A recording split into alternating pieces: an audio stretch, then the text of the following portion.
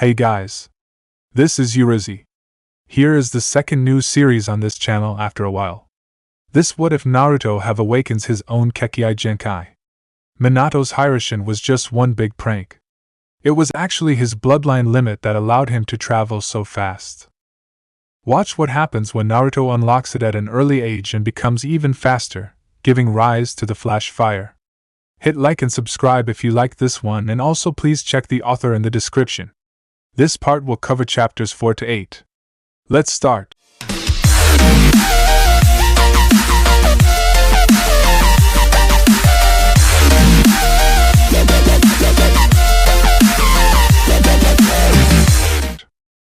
Chapter 5. Final Preparations Meeting on the Bridge. Scene: Tazuna's house.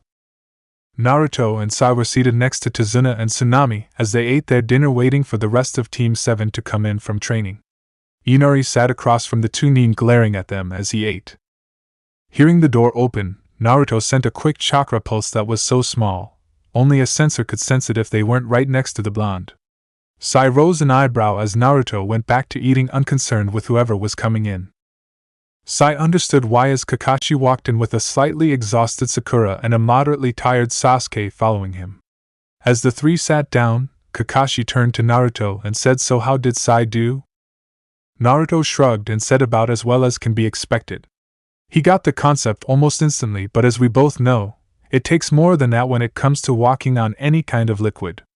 Kakashi nodded as Naruto continued. He was able to stand after about half an hour, but it took him a bit longer to learn how to walk around a bit without sinking.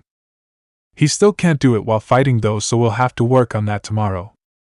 Kakashi nodded before he began eating. Turning to the other two genin, Naruto rose an eyebrow and said, "And how are you two doing?" Sasuke glared at him while Sakura hesitantly said, "I pretty much have it completely mastered. Right now Kakashi-sensei has me running up and down as many times as I can to build up my chakra reserves. And Sasuke-kun is a little over 3/4 of the way to the top." Naruto nodded as Sasuke sent Sakura a glare for telling the blonde that he still felt was a dead last, that he hadn't reached the top yet. "Why do you even bother?" Inari asked as he glared at them all. "Come again?" Naruto asked as he took another bite and swallowed before looking at Inari in curiosity. "I said, why do you even bother? It's not like it will help you when Gato comes to kill you all. You're just wasting your time. Gato is invincible and nothing you do will stop him. You don't even know anything about us or this village, and yet you come prancing in so happy and carefree, not knowing anything about pain, and you make me sick." "Inari," Tsunami said sternly before a raised hand from both Kakashi and Naruto stopped her from berating her child. Naruto shot a questioning look to Kakashi, who nodded, answering the unspoken question. Naruto then turned back to Inari and said, "Inari, don't talk about what you don't know as if you do. You say we don't know anything about what pain is, but in reality, compared to some of us at this table, you don't even know the meaning of the word." Inari glared, but before he could open his mouth, Naruto continued. "Let me guess. You probably lost someone to Gato, right? Most likely your father or someone who was like one to you, since it's only you, your mother, and your grandfather living here, and that picture on the wall looks like a person has been ripped out of it. Well, let me tell you something, you only lost one person, but Uncle Kakashi lost not only his father, but his two teammates and his teacher as well. The Uchiha kid here lost his entire clan in one night. And I've had it even worse. I've seen the dark side of humanity, and let me tell you, it is not pretty. I grew up an orphan the day I was born. From day one I was on my own because almost my entire village sees me as worse than an outcast, and let me tell you, it was not easy. The orphanage threw me out when I was around 3, and I've had to live about 2.5 years on the streets wondering if I will be able to find my next meal in time. I've had to avoid mobs who wanted to beat me into an inch of my life over as long a period of time as they could before finally finishing me off. Store owners spit in my face and throw me out of their stores almost constantly. And those who do sell to me usually overcharge me or sell me shoddy goods. I can't even make any friends of my own age because parents would always tell their kids that I was either a bad person or even a monster. Some would even beat me if I even tried to speak to their kids. You think you got it bad? You have no idea how truly blessed you are to live like you do. You at least still have your mother and grandfather. So don't say that I don't know what pain is, because in my eyes you're just a little kid who can't handle the real world. People die, Inari. It's a fact of life that none of us can escape. Yeah, you lost someone when he was killed by Gato, but you aren't the first person to lose someone, and you sure as hell won't be the last. It's not the pain that we face in our lives that define us, but how we handle it. There are those like you who throw themselves pity parties all their lives doing nothing about it. And then there are those like your grandfather who feels the pain but still goes on doing his absolute best to make a difference. Think about that, and then ask yourself this. Do you want to continue doing nothing as the pain constantly builds on itself? Or do you want to do your absolute best to make sure nothing like the event happens again? Will you stand up in the night and stand firm, or will you let the darkness consume you? Only you can make that choice, Inari, and there will come a time when you must choose. And that choice will have an impact so large on your life that you will only be able to tell how much it did years from the event. Everyone besides Kakashi was staring at him as he stood up and walked out of the house. As the door to the house closed, Tazuna turned to Kakashi and said if I wasn't looking at him as he said that, I would have thought an adult was doing the talking. Kakashi nodded as he sighed and said he's had to grow up faster than anyone else in his generation. Was he telling the truth? Did he really have it that bad? Tsunami asked as she wiped away the tears that had sprouted during Naruto's little speech. Worse, Kakashi said before turning to Inari and said Naruto is right, Inari. Everyone feels pain at some point in their life, but it's how you handle it that shows what kind of person you really are. Kakashi then stood up and went up the stairs to the room he was sharing with the other males. As he did, Sakura and Sasuke pondered what Naruto told them since they had no idea how rough his life had been. The only thing that they had seen when they saw Naruto had been the smiling idiot who was always claiming that he was going to be Hokage. Sai was going over the information that Naruto had gave as well and thought so that is how he is so strong while still so young. He had to become stronger than most to survive. Danzo-sama was right, he is not one to be underestimated. Scene change, forest clearing. Shadow clone jutsu. As the call went out, numerous clones appeared in bursts of smoke as the original stood in front of them. Alright, listen up. I want all but 5 of you to work on moving through this forest as fast as you can without using our sonar technique. We're good up to low jounin speeds, so let's see if we can't reach mid jounin by morning. Remember to create and dispel every hour and a half. Understood? Hi. Get to it. Most of the clones took off, leaving only the 5 clones who were at the front of the group. Naruto grinned as he looked at them while reaching into his kunai pouch with both hands and said, well then, shall we get started? The 5 clones gave predatory grins as they also reached into their kunai pouches. In one simultaneous movement, the 6 blondes brought out their hands with the kunai twirling around their fingers before ending in reverse grips and disappeared. For the next 3 hours, the only thing that the clones working on nighttime travel without the sonar technique could hear was one practically continuous sound of metal against metal. Scene change, Tizuna's house. The next morning, everyone was seated at the kitchen table eating breakfast except for one blonde. Sakura glanced at the empty seat that had a plate placed in front of it before turning to her teacher and said, Kakashi-sensei, don't you think one of us should go looking for him? Kakashi chuckled and said, now Sakura, I know you're worried that Naruto didn't come back in, but if there is one thing that I have learned about Naruto from all the years that I've known him, it's that he almost always comes back before losing consciousness. Sakura frowned at this, not really reassured by her sensei. The sound of the front door opening caught everyone's attention as Naruto tiredly shuffled in. Most of the people seated at the table widened their eyes or raised their eyebrows as they noticed all of the slashes and tears on Naruto's clothes. As Naruto sat down with a tired grunt and pulled his plate towards him, Kakashi chuckled and said, so how many did you get up to and last against Naruto? Naruto tiredly took a bite out of his breakfast and swallowed before saying 5, and we went all night. Wouldn't have been so bad if I didn't have about 100 clones working on moving at night at mid-jounin level speeds without using my technique. Damn, clones all decided to pop within a few minutes of each other when the sun rose up, when they knew that they were supposed to do 1 per minute. Kakashi rose his visible eyebrow and said, wow. That's pretty good all things considered. Usually you can only go halfway through the night if there's more than 3 of you.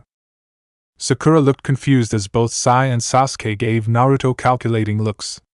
Turning back to Kakashi as Naruto began eating again, clearly showing that he wanted food at the moment, she said, "I don't understand, Kakashi-sensei. Why would Naruto need to work on moving at jounin speeds at night if he's already so fast? And what kind of training are you talking about?" "I'm right here, you know," Naruto said with his mouth full before swallowing, and said, "To answer your question, Haruno, yes, thanks to my bloodline I can move faster than probably anyone on the planet, but it gives me tunnel vision when I move as fast as I normally do. To counteract it, I use my huge chakra reserves to make a constant field that is moving away from me that I use sort of like echolocation to be aware of my surroundings.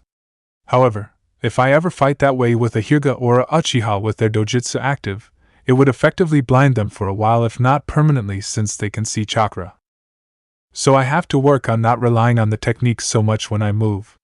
As for the training I myself did, I merely went against 5 clones and we fought as fast and hard as we could all night while we had joined the slipstream. Does that answer your questions?" Sakura nodded, then cocked her head and said, "Wait, what's this slipstream?" Sasuke's eyes narrowed, probably planning on somehow joining this slipstream that made Naruto so fast. Poor, ignorant fool. Naruto smirked as he saw Sasuke's expression and said, "Sorry, Uchiha, this is one thing the council can't ever be coerced into handing over." Looking back to Sakura, who was beginning to glare at Naruto for the statement, he said, "The slipstream is the name my father gave our bloodline since it doesn't have an official name. Understandable considering he was the first one to find out about it, maybe even the first one to ever have it. It explains the sensation we feel whenever we focus on the feeling of extreme speed it gives us, hence the term joining the slipstream whenever we do." Naruto took a last couple of hurried bites before standing up and headed out of the kitchen without any sign of being tired, calling over his shoulder, "Give me a few minutes to get changed, and we can head out to the bridge to Zuna. And Sai, don't think I'm going to go easy on you just because I had a training night. I swear I'm going to get you combat water walking by dinner time if it kills me." Everyone but Kakashi stared at him with slightly dropped jaws before Sakura turned back to Kakashi and asked, "Kakashi-sensei, how can he possibly be able to still move like that? He looked exhausted when he first came in." Kakashi chuckled and said, "That's Naruto for you. I've seen him train for 2 days straight, drop dead on his bed, and then 3 hours later be right back at it again. He has chakra reserves that could make any Kage envy him and the stamina to match. He's going to make whoever he marries one happy woman in bed." Kakashi thought to himself, giggling perversely, drawing weird looks from everyone else that he waved away. Everyone's attention was brought to the stairs when they heard a shout from upstairs. "Well, Uncle Kakashi, you aren't reading that crap you call literature in front of Inari, are you? You know he's only 10, right?" Kakashi's sweat dropped as he rubbed the back of his head, while Inari looked at him in confusion before saying, "Of course not. Why would you think that?" "Because I know you." Naruto deadpanned as he came down the stairs and walked over to the group and sat back down to finish his meal. Kakashi somehow teleported to the nearest corner with his back to the others and a storm cloud over his head. "He used to admire me. Where did that lovable kid who wanted to do everything like me go?" Kakashi asked as anime tears could be seen falling into a puddle. Naruto and the others' sweat dropped before he said, "He ran away screaming when you showed him those books of yours." The miniature storm cloud got even bigger and Kakashi said, "I was only trying to show you the greatness that was your godfather's work." Naruto snorted as he took a bite from his meal and said, "That's not greatness. That's a sad man's attempt at showing the world his perverted fantasies and a release to all men for their frustrations at never being able to have their bedroom fantasies come true." Everyone else's sweat drops grew bigger before Kakashi was suddenly beside Naruto and screaming in his ear, "Sacrilege! You take that back, you heathen!" Right before the back of Naruto's fist implanted in his face, causing him to slump to the floor with a pained grunt of "ow." Naruto looked down at his father's student, while he dug his pinky into the ear that the silver-haired man had shouted into, and said, "Face it, Uncle Kakashi, the only good book that he wrote was the first one. You know, the one with the main character that I'm named after, and probably the only book that doesn't have more smut than actual plot that he'll probably ever write?"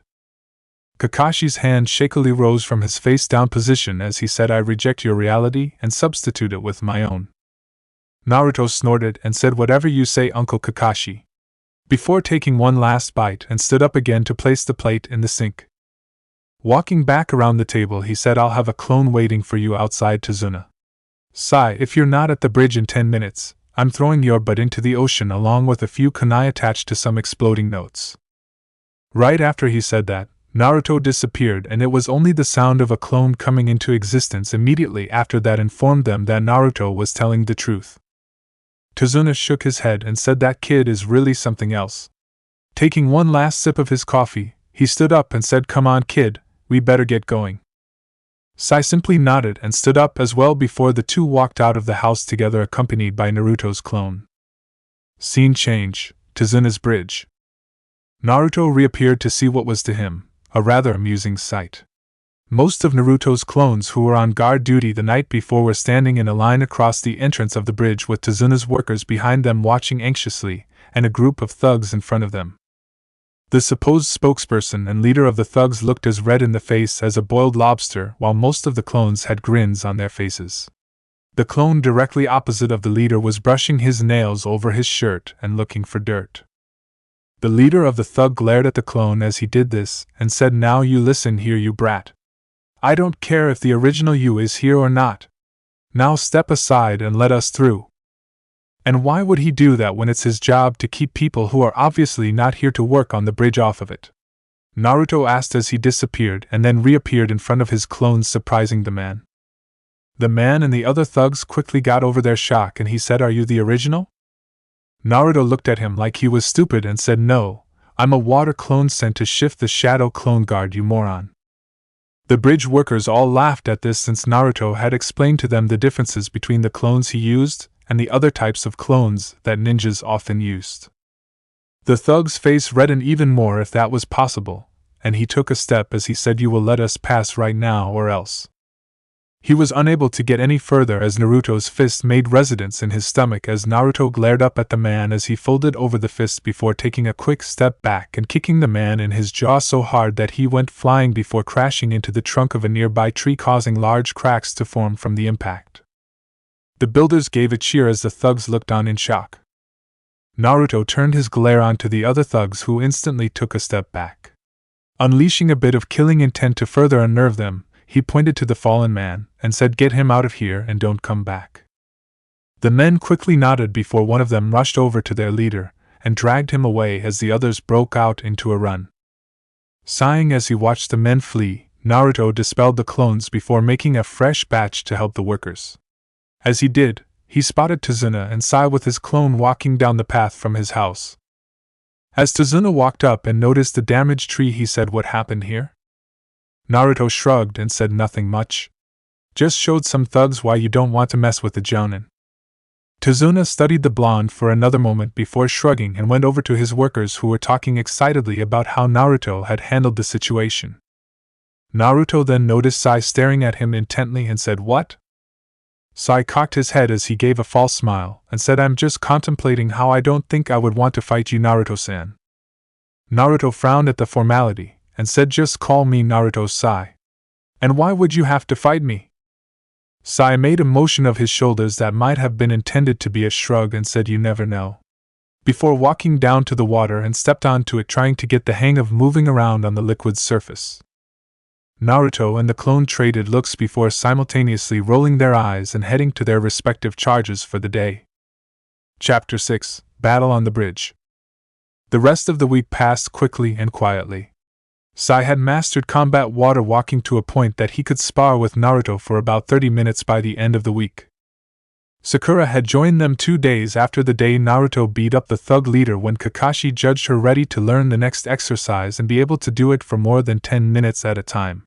She took to it just as fast as she did tree climbing, but had to near constantly walk around the surface of the water to get her chakra reserves even higher. Sasuke had joined them a day before Sakura, but was still the slowest at learning it, taking him until the end of the very last day to get up to combat level, making the emo even more broody than normal and giving Naruto headaches every time he demanded to be taught a jutsu or something instead. Now it was the night before they were expecting Zabuza to show up. Following Kakashi's advice, Tazuna had already told the workers to not show up the next day, and the genin were showing signs of nervousness and anxiety. Well, Sakura and Sasuke were. Sai looked as cool as he always did, but Naruto blamed that on the root training he had been given.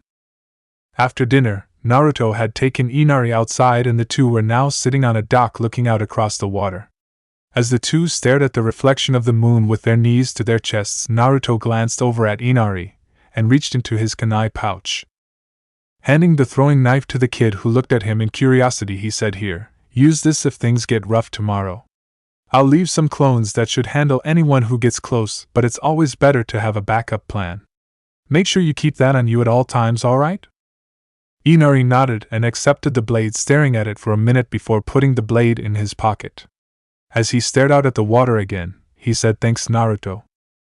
Naruto rose an eyebrow and said, "For what, Inari?" Inari looked back at Naruto and said, "You were right.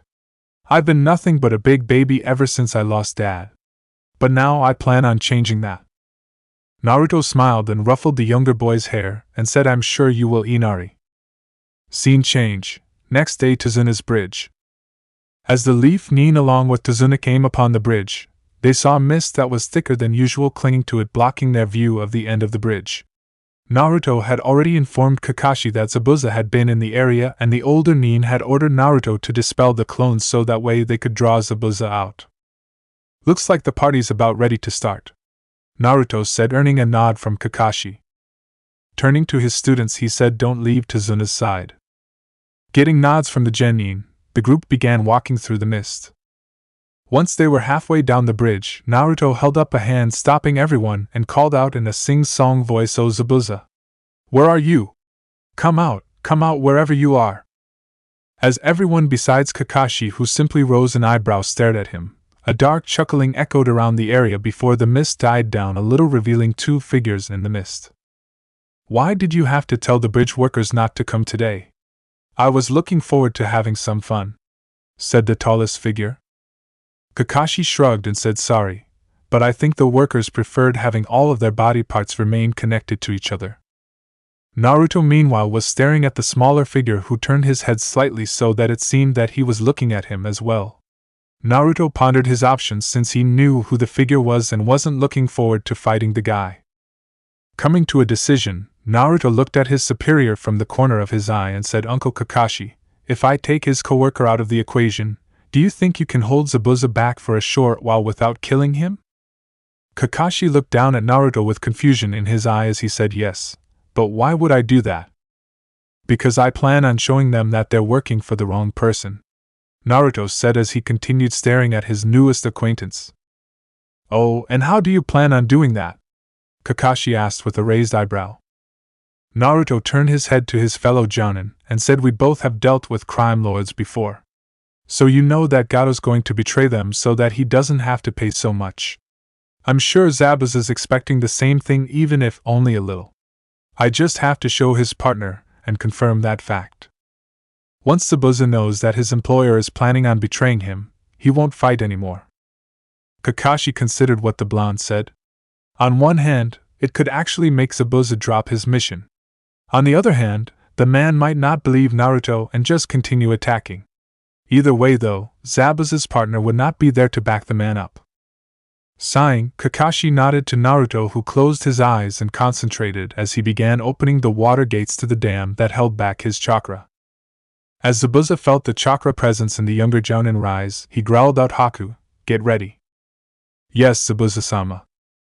No one was prepared, though, when Naruto's chakra presence spiked to unbelievable levels, causing a large and very visible pulse of chakra to expand from his body, pushing the mist away and revealing the blonde coated in a blue shell with his hair blowing around like he was in a wind that only blew around him.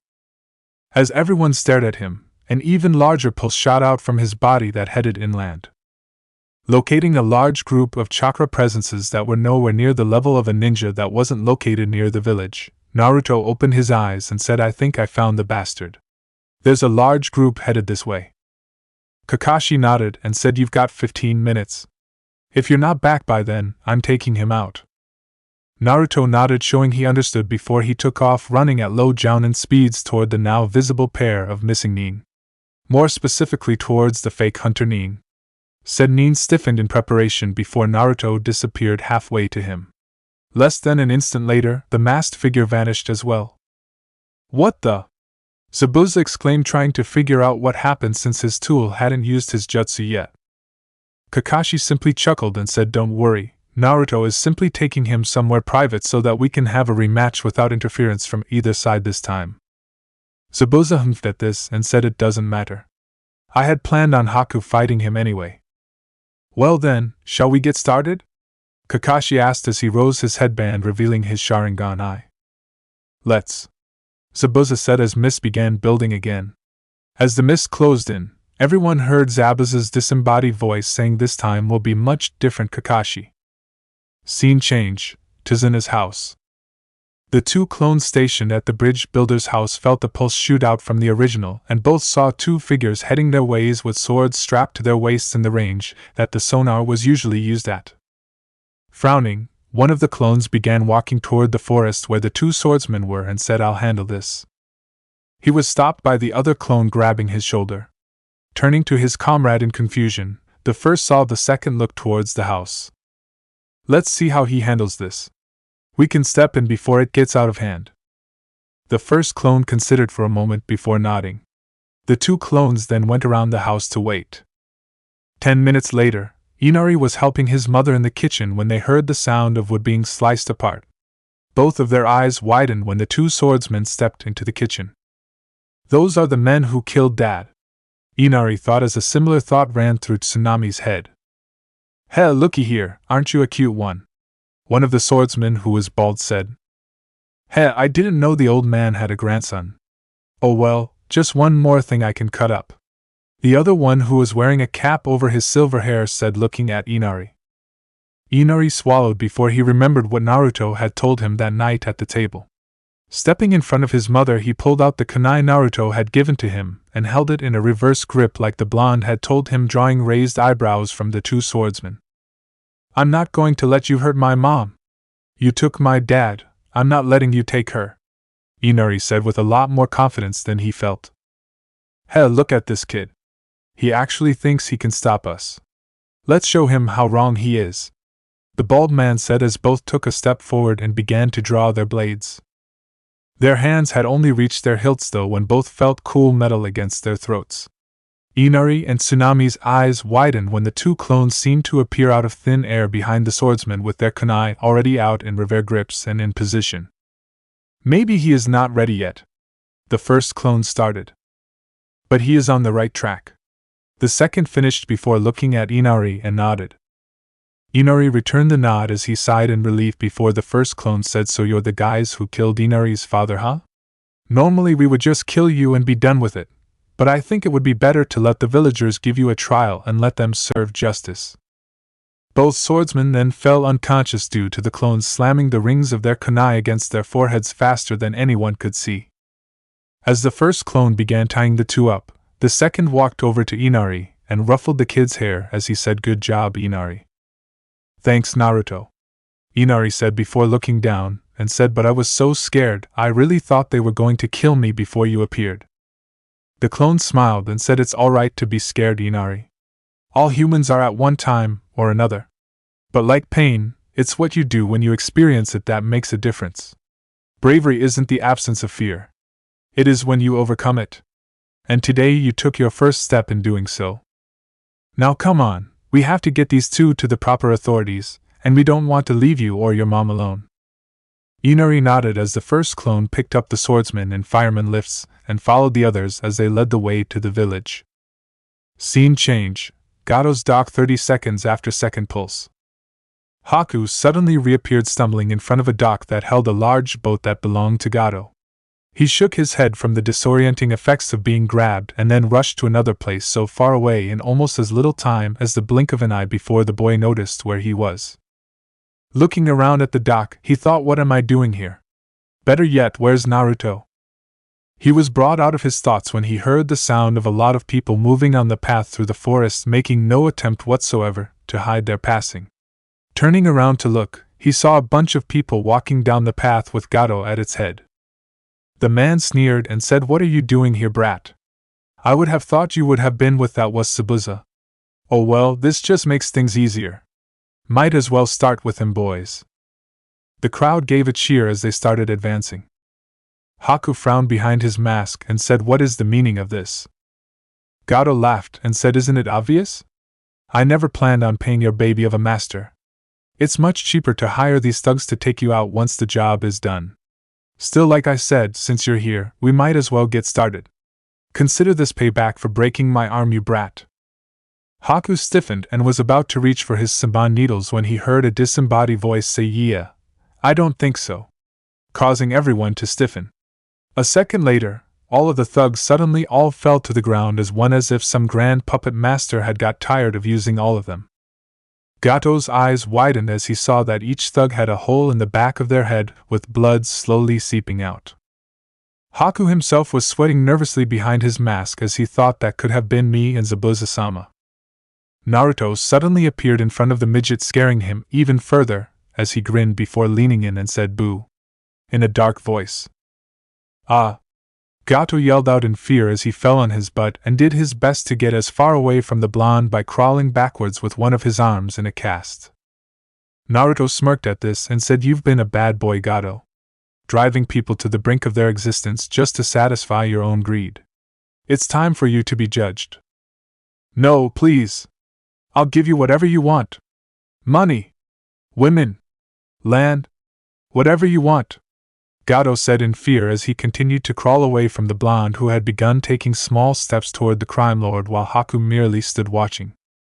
"Whatever I want," Naruto mused before saying, "All right, I'll let you live if you give me one thing." Gato's eyes showed his relief as he said, "Of course, whatever you want." Naruto's eyes hardened and he said, "I want you to bring back Inari's father and everyone else you killed." Gato's eyes widened even further than before. Just as he began stuttering a response to the demand, Naruto disappeared and Gato's head separated from his neck as Naruto reappeared behind the body with it in one hand and a kunai with wind swirling around in his other. Naruto spat at the body and said, "He got off easy in my opinion. Don't you think so, Haku?" Haku jerked and said, "You knew?" Naruto nodded and said, "Since I spotted you leaving Gato's base that day. Come on, let's go tell Zabuza that his contract is over." Haku nodded and Naruto disappeared. An instant later Haku vanished without a trace as well, leaving only the dead bodies with blood pooling around them to give evidence of what happened. Scene change, Tizuna's bridge. Kakashi was staring at Zabuza, who was staring back at Kakashi as he was held in place by Kakashi's ninja dog summons. A short distance away, Tizuna and the genin were looking on, wondering why Kakashi wasn't finishing the job. "Why don't you just finish the job, Kakashi? I wouldn't have expected a man like you to be so hesitant to kill your opponent." Kakashi shrugged and said, "Just waiting for Naruto and your partner to get back." Zabuza's eyes narrowed as he said, "What do you mean?" Kakashi was saved from having to answer when everyone heard a voice say, "Dang, Uncle Kakashi, when I said hold Zabuza up for a little bit, I didn't mean literally." Everyone looked past the two figures where Naruto was standing beside Haku, who was shaking his head from the sensation of being transported so far so fast a second time. Everyone's eyes were then drawn to the head in his hand as it dripped some blood onto the bridge. Sakura's hand instantly went to her mouth as she tried to keep her breakfast down, while Tizuna and Sasuke had similar problems, but were handling it better. Sai merely raised an eyebrow at the sight. Zabuza's eyes widened as Naruto tossed the head to his feet and said, "Your contract's over, Zabuza. Good thing too in my opinion, since Gato never planned to pay you." "He's speaking the truth, Zabuza-sama. I heard it from the man's mouth myself, and he had a bunch of men coming to the bridge with him. He said he was going to betray us once the deed was done," Haku said as he took off his mask. "I see," Zabuza said as he sighed and then looked Kakashi in the eye and said, "Can you please get these damn mutts off of me?" Scene change, village center. That night, the whole village was in the village center celebrating their freedom. As some of the villagers sorted through everything Naruto and his clones had retrieved from Gato's base, the others were having a feast and dancing. Zabuza and Haku looked down from the roof of one of the stores. On either side were Kakashi and Naruto. "So what now, Zabuza?" Kakashi asked as he saw his students in the crowd. Sakura was fully enjoying the atmosphere while Sasuke watched the activities dispassionately while Sai was off to one side drawing. "Not sure. I guess it's back to the road for me. Zabuza said. You could always join the Leaf. We could put in a good word with the Hokage, Naruto said as he watched the people below him. Zabuza shook his head and said he wouldn't allow it. Not if he doesn't want trouble from the Hidden Mist village for harboring one of their missing nin. No, I'm afraid that life on the run is the only one I have in store for me now. Although I think I may hang around here for a while. Naruto frowned before Zabuza caught his attention as he said, Kakashi, will you do something for me? Kakashi glanced over at the man and said, what is it? I want you to take Haku back to the Leaf with you. He's not an actual missing nin, so your Hokage should be able to let him in. Haku's eyes widened and he said, Zabuza-sama? Zabuza turned to the boy he secretly thought of as a son and said, listen to me, Haku. I don't want life on the run to be the only thing that defines your life. It'll be better for you if you had a place you can call home and not have to constantly worry about hunter nin.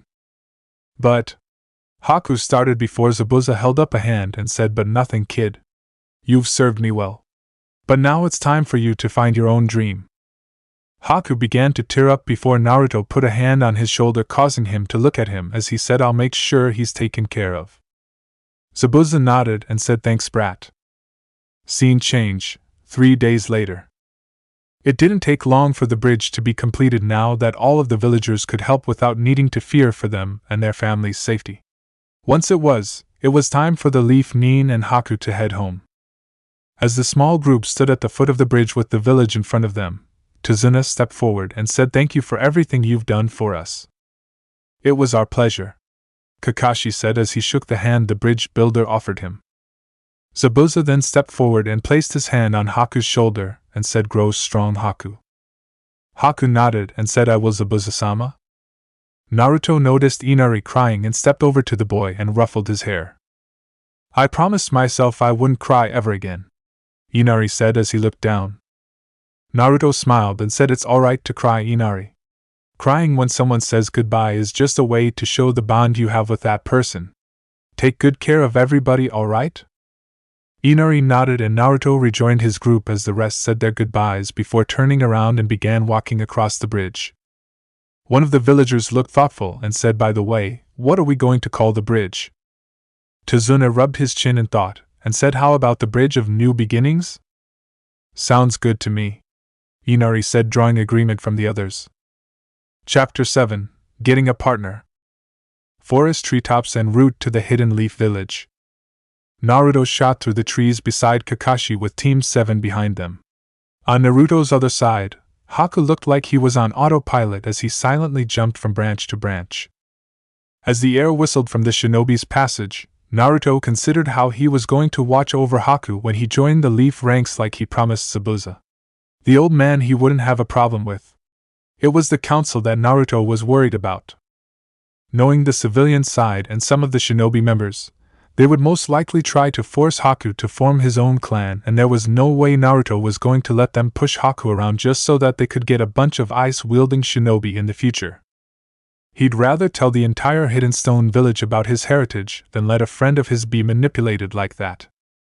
Naruto's face hardened into determination as he decided on what he would do. The civilians wanted a clan? Well, they would get one. A clan that was known to be as fierce as the whirlpools they lived near. It was time for Naruto to remind the council of the alliance the village had made with his mother's homeland. Kakashi noticed Naruto's expression change out of the corner of his eye. Turning his head to the blonde, he said, what is it, Naruto? Naruto waited until he had shot off the next tree branch before saying, you know they're going to try and force Haku to make a clan, right? Haku jerked out of his thoughts at this while Kakashi nodded and said yes, but I doubt Lord Hokage-sama will allow that. Yeah, well, I'm not going to take any chances. I gave Zabuza my word that I would take care of Haku and I plan on keeping that promise, Naruto said. Haku smiled and thought, thank you, Naruto. I only hope I can stand by you when your time of need comes.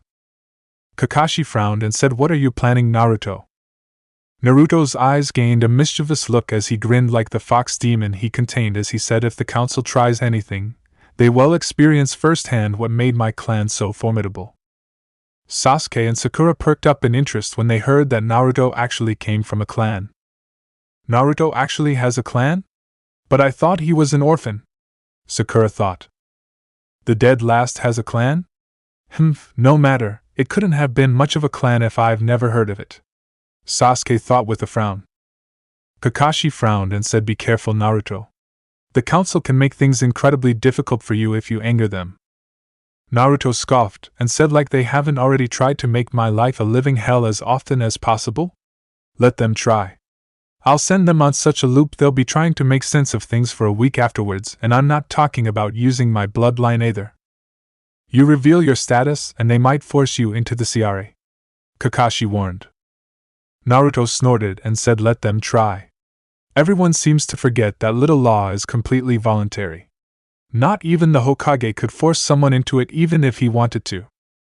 Sasuke's eyes widened at this information since everyone had told him that he would be obligated to have more than one wife since he was the last loyal Uchiha. Hence a number of the more rabid fangirls trying to gang rape him every now and then so that he would have to marry all of them. Naruto smirked as he saw Sasuke's expression with his sonar technique that he had activated for just that purpose. Looking over his shoulder he said, so Uchiha, are you planning on being told to use the CRA? Probably be the only way the council could get little Uchihas since you seem to want everyone to think you're gay. Oh boy. Kakashi thought as Sasuke saw red and launched himself with a war cry at a, in his opinion, way too annoying blonde to let live who was maniacally laughing as he easily avoided the enraged Uchiha and kept bouncing from tree branch to tree branch avoiding the kunai, shuriken, and even occasional fireballs sent his way. Sakura was blushing both from embarrassment at one thing that Naruto had implied and anger at another, as she shouted out to the two boys who were constantly moving ahead of the group. Get him, Sasuke-kun! Make him suffer! Kakashi sighed and thought to himself, I thought I asked him not to antagonize them. Haku's sweat dropped, and thought, how can someone be so mature 1 minute and then act like that in the next? Sai merely raised an eyebrow and said, I don't see what putting Dick Less through the CRA would accomplish. It wouldn't matter how many women marry him if he doesn't have the proper tools to make a clan. Kakashi's eye widened as he knew what was about to happen next as he looked back over his shoulder. Sure enough, Sakura's face had reddened even further as a dark aura surrounded her. Sigh. Sakura ground out before launching herself at the boy who gained a fake smile and dodged the girl's charge much the same way as Naruto did with Sasuke as the two shot through the forest with the kunoichi trying to kill the root operative. Haku's sweat dropped again as Kakashi sighed. Turning to the scarecrow Jounin, he said, I'm going to have to get used to this, aren't I? I'm afraid so. At least Naruto isn't a part of Team 7, so it shouldn't happen too often. Kakashi said as a particularly large fireball was seen exploding up ahead, followed by Naruto's laughter as he shouted, Hey Sasuke! I think I felt a breeze that time, followed by Sasuke's roar of anger. Kakashi sighed again before saying, Come on, we better catch up to them. I'm not sure I actually want to, Haku said before the two increased their pace to be right behind the two pairs of attempted murderers and their tormentors. Scene change. Hidden Leaf Village main gate. It was just another boring day for Kotetsu and Izumo as they were once again assigned gate duty. That is until Naruto and Sai landed side by side and turned around just as a panting Sasuke and Sakura landed behind them. You two enjoy your exercise? Naruto asked with a raised eyebrow as Kakashi and Haku landed behind the exhausted pair of genin. I'm going to kill you dead last. Slowly. Painfully. Sasuke growled out, too exhausted to attack the blonde anymore. You know, flat chest, I'm surprised you can actually be a ninja. I would have thought that an abnormal forehead such as yours would make getting to places quite a task. And Dickless seems to be missing more than just his tool. He had no stamina whatsoever. How he will survive in bed is beyond me. Sai, when I get through with you, not even the tracking teams will be able to find you. There won't be anything left. Sakura growled out, also too tired to actually follow with her threat. Kakashi stepped forward and put a hand on each of the exhausted genin's shoulders and said, Now. Let's not fight now that we're home. Haku merely shook his head and thought, what have I gotten myself into? Naruto simply smirked before turning back around and walked over to the gate booth and signed the team in as he said, Team 7 and Jounin Naruto Uzumaki returning from mission to wave with possible new recruit Haku Momochi. Haku's head turned so fast Kakashi actually heard it crack a little as he stared at the blonde in surprise. Zabuza asked that you take his name when you joined us, Kakashi said as Haku switched his attention to the scarecrow standing next to him. As Haku was trying to work out what he was feeling from that revelation, Naruto was enjoying a nice conversation with the Eternal Chunin, as the two were often called. What did you say to make the kids so mad?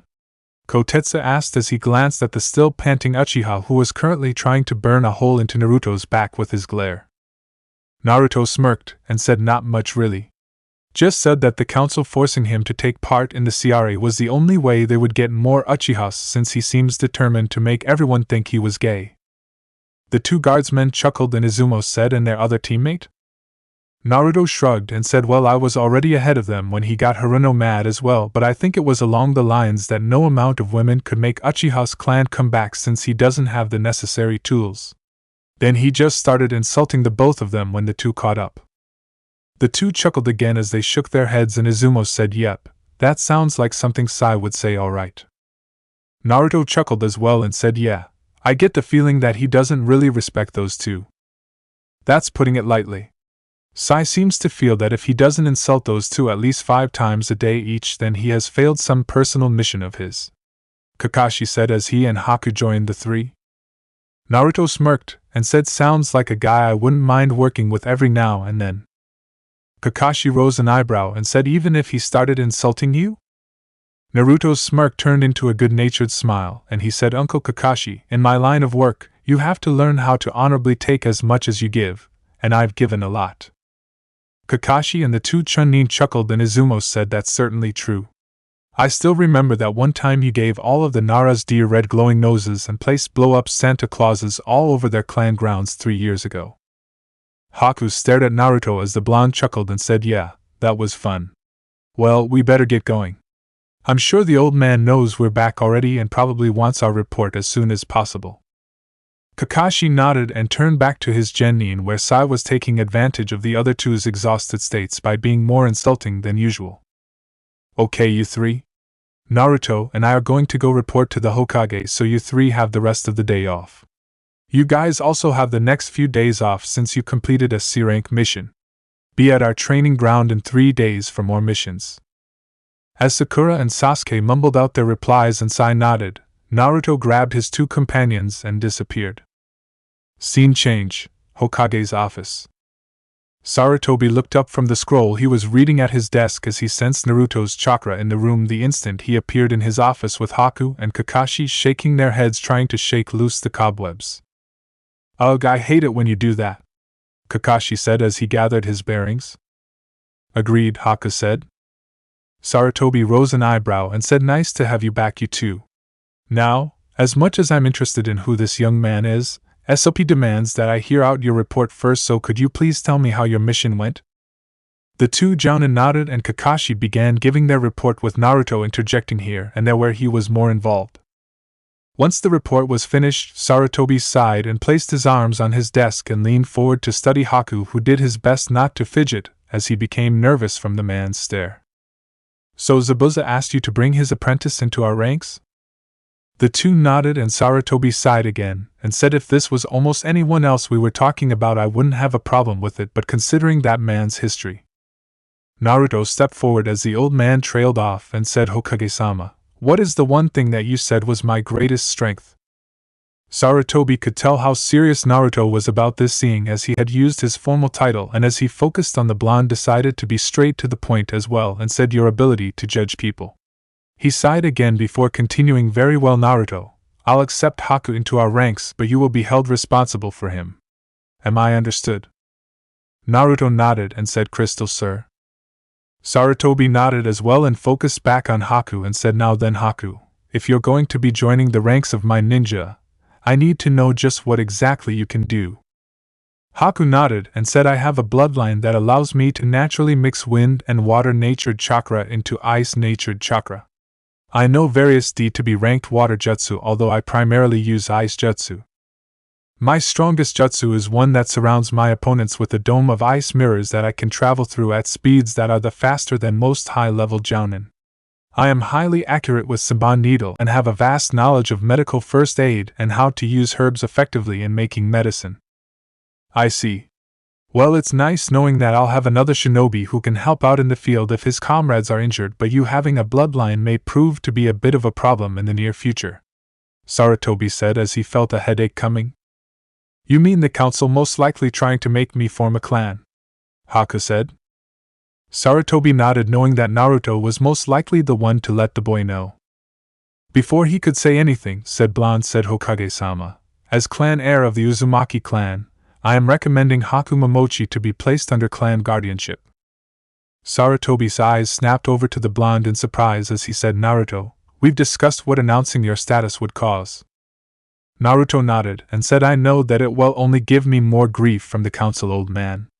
But I am not going to let them turn Haku into breeding stock. Even the Uchiha doesn't deserve that fate. And if they try to throw that Ciari on me when I tell them, then I'll just shove it right up their butts. I've taken a lot from those guys, but this is one thing I will fight for. Everyone heard the determination in Naruto's voice, and Sarutobi saw a fire in the blonde's eyes that he hadn't seen since he had told Naruto about his parents that night 7 years ago. Sarutobi grinned. If the council tried anything, Naruto would give them such a headache they wouldn't be able to look at anything shinobi related for a month. Very well, Naruto, as of this moment, Haku Momochi is currently under the protection of the Uzumaki clan. All decisions that affect him must be brought to you before any measures are taken. As such, it falls upon you to make sure his needs are taken care of. I will also be making him your partner on missions. Do you find this acceptable? Naruto nodded and said, I do. Sarutobi nodded as well and said, very well then. Bringing his focus to Kakashi, he said, I'm afraid that this will have to be a private conversation from now on, Kakashi. You're dismissed. Kakashi nodded and turned to walk out of the door. After the door closed, Sarutobi focused back on Naruto and said, now then, if you're going to make this official, even if it's just with the council, there are a few things we must go over. For starters, am I to assume that you want me to still vote for your clan if you are unable to attend a council meeting? Chapter 8. This is why I hate politics. Take 1. Naruto closed the door to the Hokage's office as Haku massaged his temples. Are all things related to politics like that? Haku asked as the two began walking out. Nah, some are worse, Naruto said lightly as he nodded to Mrs. Reina's, who returned it with a small smile before going back to her own work. As the two began walking through the hall that led to the main stairwell, Haku glanced over at Naruto before focusing back in front of him as he said, thanks for everything. Naruto smiled and said, don't mention it, Haku. You're my friend and I make it a point of making sure nothing happens to my friends if I can do anything about it. Now come on, we've got a tour to go on and then I'll show you where your apartment will be. Haku looked confused and said, but the Hokage didn't say where I would be staying.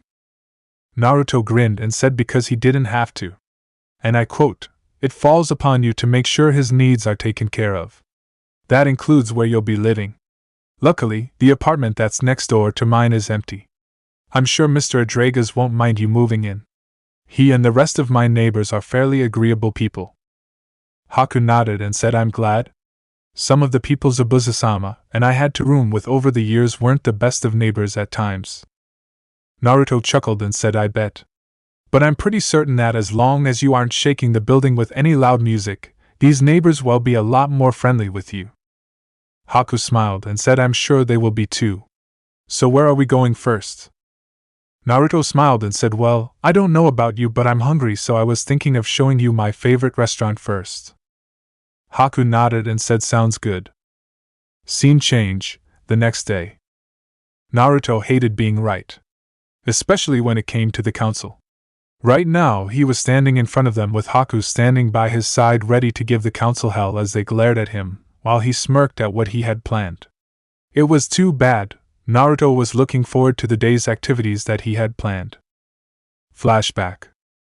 Naruto was in Haku's apartment as he made breakfast for his new teammate while said ice user was sitting at his table. You don't have to do this, you know, Haku said. Think of it as a housewarming gift. Besides, I need to know that you are well fed for what I have planned for us today. What you have planned? Haku asked. Yeah. Naruto said as he turned off the oven and brought over the bacon and eggs that he had made and placed it next to the toast as he continued. I want to see just what exactly you can do. Especially with this ice mirror trick of yours. Well, that, and I think we could teach each other a few things as well since you and me actually share the same elemental affinities. The only real difference between us is that while you mainly use your water element, I'm more of a wind type. With any luck, we could teach each other how to use our secondary affinities better. Haku nodded and said, I think that would be extremely beneficial to both of us. Naruto nodded as he sat down and the two began eating. 10 minutes later, the two boys were cleaning the dishes. They heard someone knocking on the door. Naruto and Haku traded glances and Naruto said, I told you we would be called on sooner or later. Scene change, council chambers. As Naruto and Haku approached the doors to the council chambers, Naruto said, unless I say otherwise, let me do all the talking. There's a certain way you have to handle the civilians if you want to come out of any council meeting with your sanity fully intact. Haku nodded and said, understood. Am I to assume that I should pay attention to how you handle these civilians for future reference? Naruto smiled at Haku as he placed one hand on the door handle, said, you would be correct. Now watch and learn.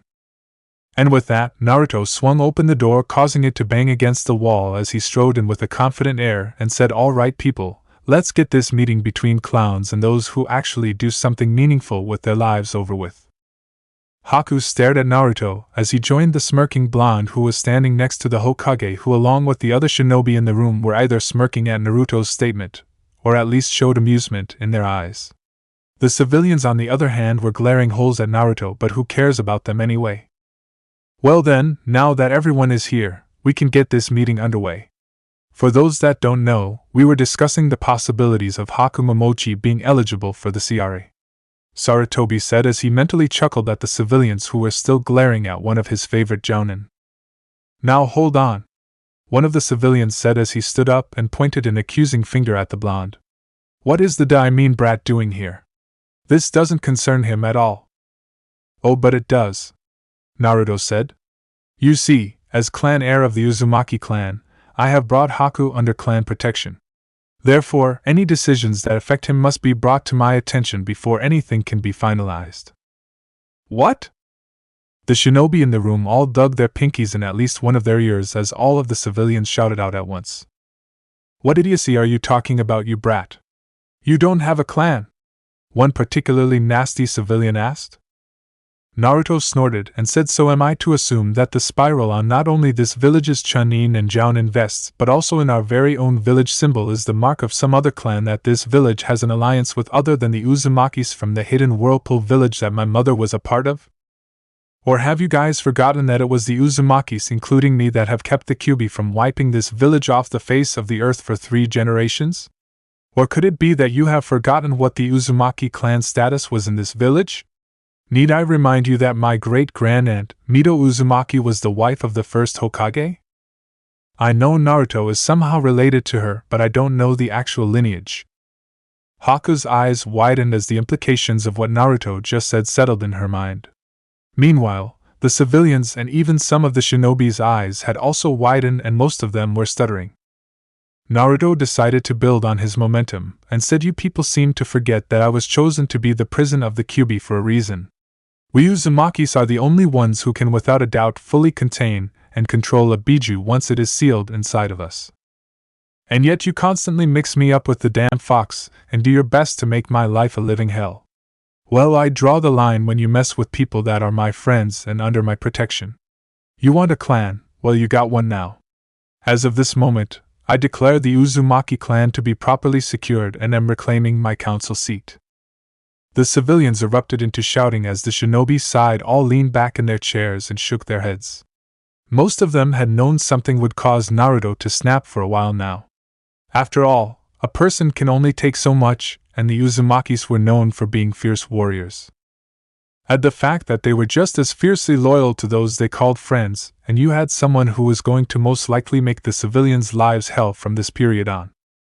Am I to assume that you agreed to partake in the clan restoration act, Uzumaki? Danzo asked from his seat, drawing everyone's attention again. Hell no, Naruto said. You guys seem to have also forgotten that that thing is completely voluntary. There is no way I'm going to allow anyone to chain me down in some political marriage, and in my opinion anyone else that does is certifiably insane.